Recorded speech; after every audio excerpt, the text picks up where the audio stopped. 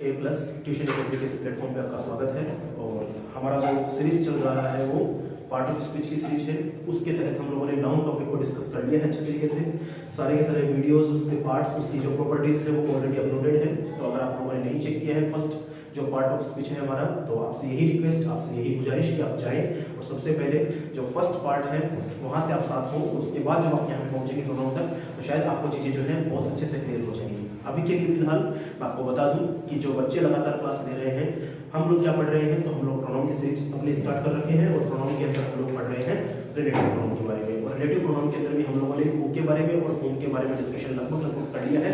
या तो videos upload हो जाएंगे, और अगर नहीं हुए तो आप लोग प्लीज थोड़ा सा वेट कर लीजिएगा। जैसे ही वीडियोस अपलोड होते हैं आप प्लीज उसको चेकआउट कर सकते हैं। टिल देन आइए हम बात करते हैं आज अपने टॉपिक के बारे में। तो हमारा जो टॉपिक चल रहा है प्रोनाउन की सीरीज में वो कौन सा है, तो वो है हमारे पास में रिलेटिव प्रोनाउन, राइट भाई। पार्ट ऑफ स्पीच तो कौन सा है हमारे पास में, तो पार्ट ऑफ स्पीच तो है हमारे पास में प्रोनाउन का।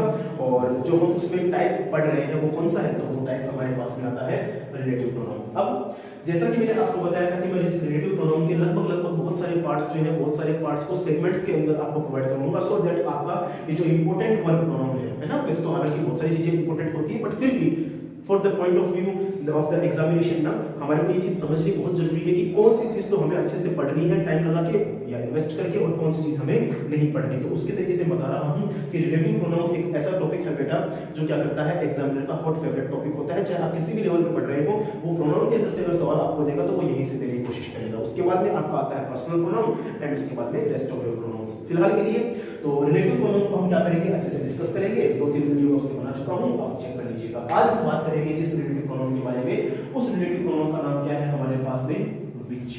ठीक है, देखो इस व्हिच को समझाने के लिए मुझे क्या करना पड़ेगा, थोड़ा सा चीजों को है ना रिपीटेटिव मोड पे डालना पड़ेगा। थोड़ा सा मुझे आपको प्रीवियस क्लास से जोड़ना पड़ेगा। क्यों, चीजें तो वही है लगभग सारी की सारी, बस उसमें क्या है, व्हिच की प्रॉपर्टीज ऐड हो जाएंगी, है ना।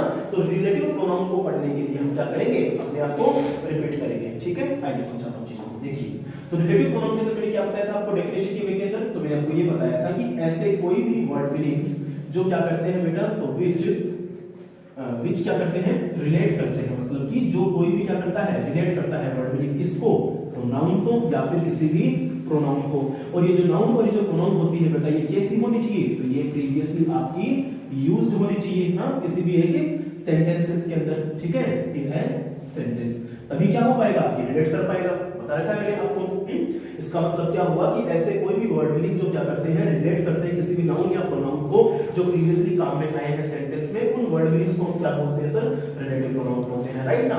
और इसके रिगार्डिंग मैंने आपको बता रखा है कि वो नाउन या वो प्रोनाउन जो ऑलरेडी एक बार सेंटेंस में काम में आ चुका है और जिनको रिलेट होना है with the help of some fixed word meanings ना, अभी तो फिलहाल यही बोलूंगा फिक्स्ड आपके वर्ड मीनिंग्स है। क्यों, क्योंकि हम क्या कर रहे हैं, इनको पढ़ रहे हैं, और एक बार हम इनको सारा अच्छे से पढ़ लेंगे ना, उसके बाद इनका नामकरण करेंगे एज ए रिलेटिव प्रोनाउन। तो फिलहाल के लिए याद रखो कि नाउन और प्रोनाउन जिनको हम रिलेट करते हैं ना, उसको टेक्निकली वे के अंदर हम लोग किस नाम से जानते हैं, तो मैंने आपको पहले ही बता रखा है, मैं दोबारा एक बार बताता चलूं साथ के अंदर, उसको हम जानते हैं सर एंटीसीडेंट के रूप में, राइट। अब मैंने आपको हु के बारे में इंफॉर्मेशन दे दी है, होम के बारे में इंफॉर्मेशन दे दी है, और आज हम बात करते हैं किसके बारे में, व्हिच के बारे में। देखो ज्यादा बड़ी प्रॉपर्टीज नहीं है, नॉर्मल छोटा सा एक जो है आपके पास टॉपिक आता है, और वो ये बोलता है कि व्हिच का यूज जो आप करेंगे वो कहां पे करेंगे, तो व्हिच का यूज आप तब करेंगे जब आपको रिलेट करना हो किसी भी एंटीसीडेंट को। लेकिन वो एंटीसीडेंट कैसा होना चाहिए, तो या तो वो एंटीसीडेंट आपका कोई भी थिंग्स हो सकता है, या फिर वो एंटीसीडेंट आपका जो है वो कोई भी एनिमल्स हो सकते हैं।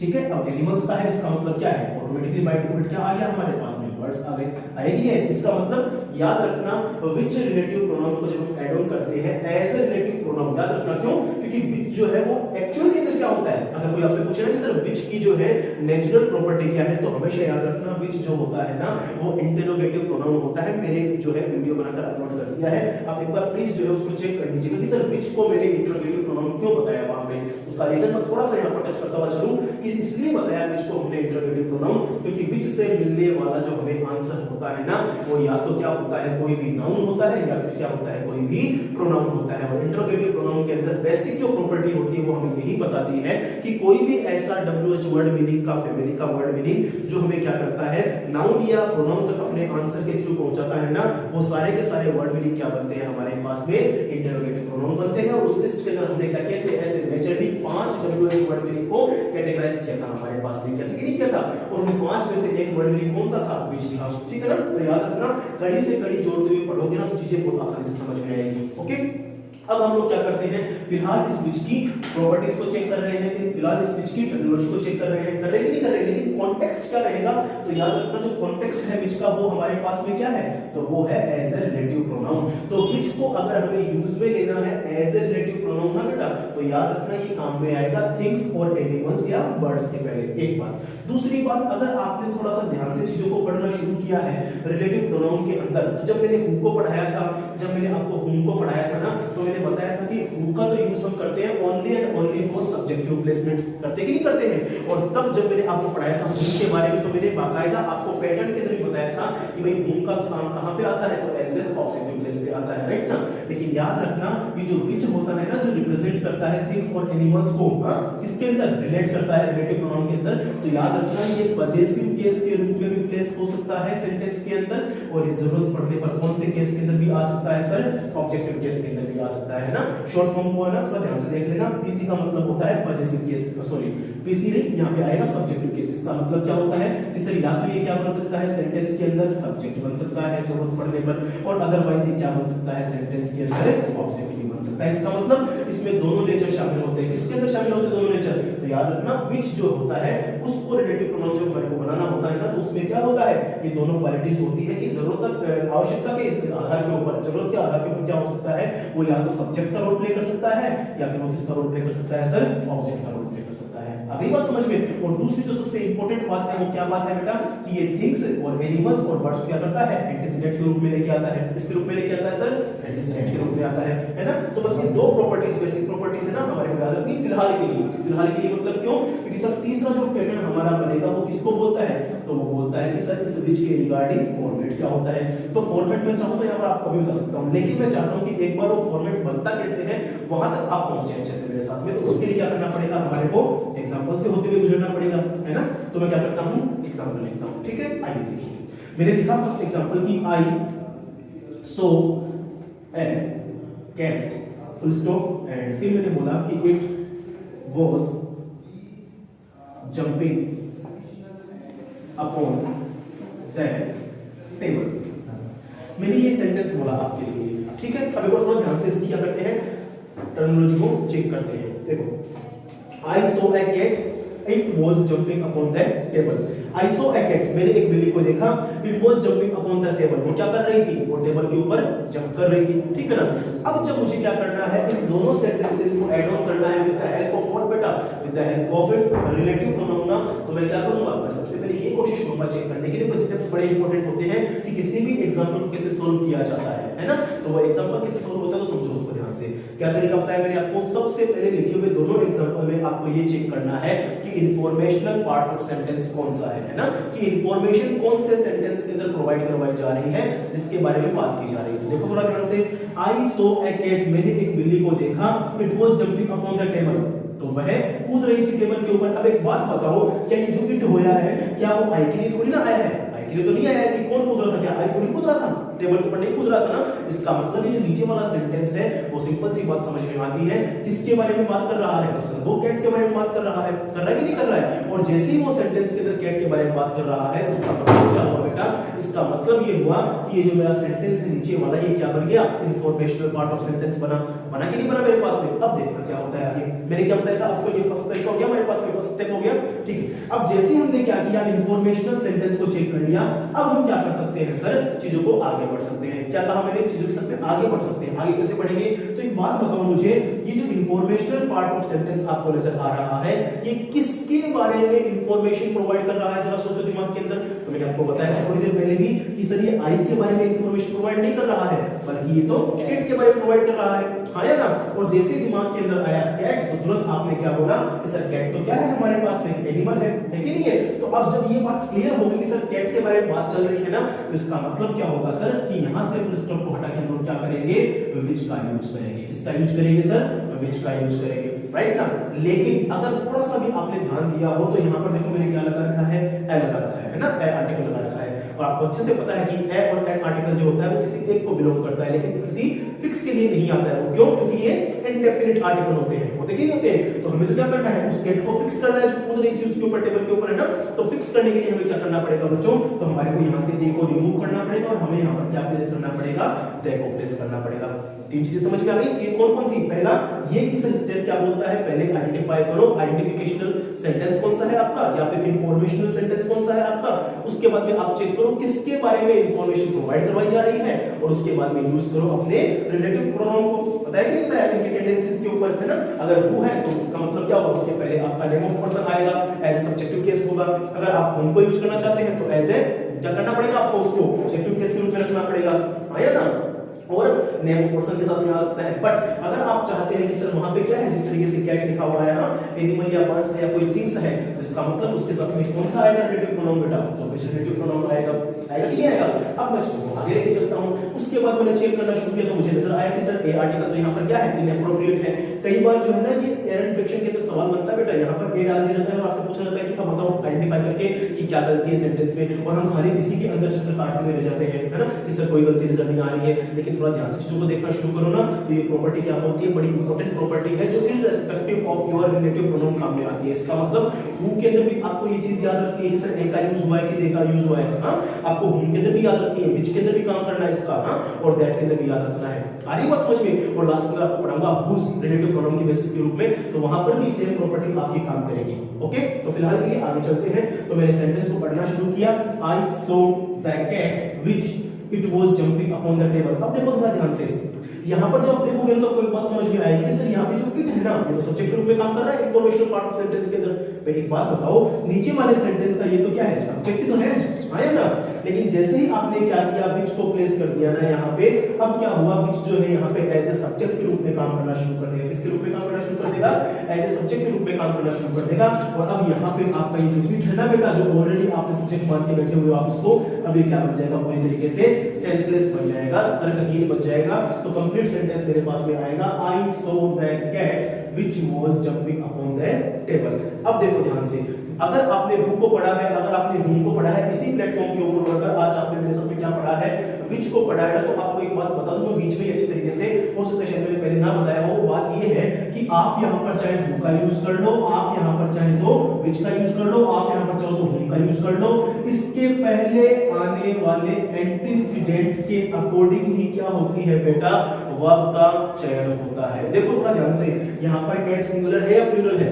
सिंगुलर है, और सिंगुलर है तो यहाँ पर वर्ब भी कैसी आई है, सिंगुलर आई है। इसका मतलब याद रखना, किसी भी रिलेटिव प्रोनाउन के जस्ट पहले आपका जो एंटीसीडेंट होता है ना, वो आइडेंटिफाई करता है, वो क्या करता है, नरिश करता है किस चीज को, इसके रिलेटिव प्रोनाउन के बाद में आने वाली वर्ब के बारे में। बात समझ में आती है? तो ये जो एक एग्जांपल हमने देखा है वो किसके बेसिस पे देखा है, तो वो हमने देखा है एनिमल्स के बेसिस पे। ओके, अब मैं क्या करता हूं, अब मैं एक थिंग्स का एग्जांपल आपको समझाता हूं ताकि चीजें और क्लियर हो जाए थोड़ी सी। तो देखो अब हम बात करते हैं एग्जांपल नंबर 2 के बारे में। देखिए थोड़ा ध्यान से कि I received a letter, I received a letter, ठीक है? और फिर मैंने बोला कि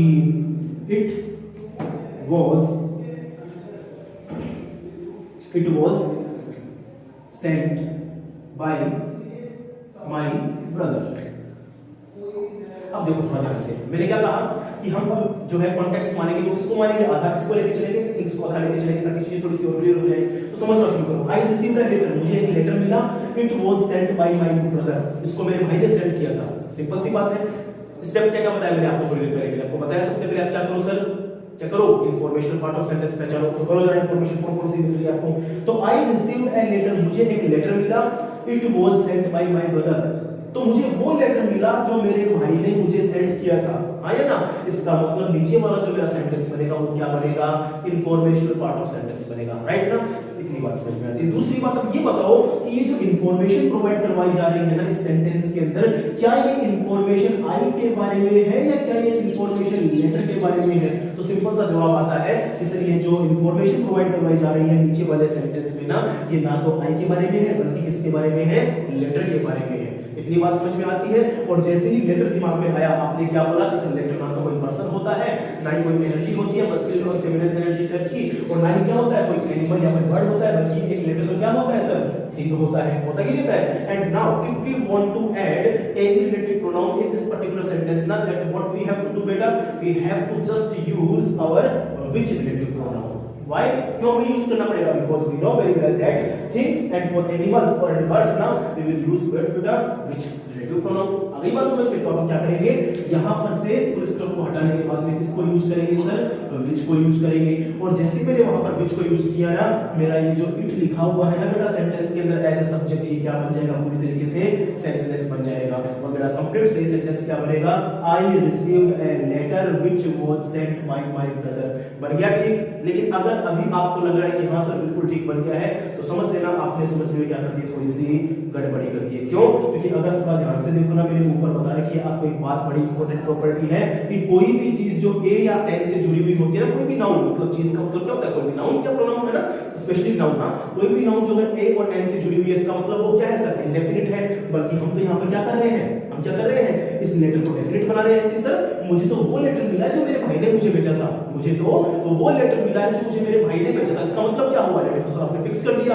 और जैसे आपने लेटर फिक्स कर दिया ना, इसका मतलब ए नहीं आएगा, क्या आएगा सर, यहाँ पे द आर्टिकल आएगा। और अब सेंटेंस मुझे लगता है शायद आपके समझ में आ रहा है, आपको शायद मुझे लगता है टर्मिनोलॉजी भी समझ में आ रही है। और सेंटेंस क्या होता है कि I received the letter which was sent by my brother. ठीक है सर। तो दो एग्जांपल के बेसिस पे हमने क्या किया है सर, व्हिच रिलेटिव प्रोनाउन को अच्छे से डिस्कस कर लिया है। अब हम बात करते हैं इसकी फॉर्मेट की, क्योंकि इसकी बात करना बड़ी जरूरी है ना। तो याद रखना, सीधी सी बात है, रिलेटिव प्रोनाउन क्या करता है सर, किसी भी दो सेंटेंसेस को आपस में जोड़ता है, ऐड करने का काम करता है। तो अगर तो हम क्या लगा रहे हैं उसके लिए बीच में व्हिच लगा रहे हैं ना, तो याद रखना एंटीसीडेंट के बेसिस पे तो क्या मिलेगा आपको, या तो मिल सकती है कोई भी थिंग्स मिल सकती है, या क्या मिल सकता है कोई भी एनिमल्स या बर्ड्स का नेम मिल सकता है। ठीक है, समझो ध्यान से बात को। ये तो बताया कि आपको कि अगर आपको यूज करना है व्हिच रिलेटिव प्रोनाउन का ना बेटा, तो क्या करना है आपको, एंटीसीडेंट के रूप में थिंग्स लेके आ सकते हो, एनिमल्स लेके आ सकते हो, या फिर क्या लेके आ सकते हो, बर्ड्स को लेके आ सकते हो।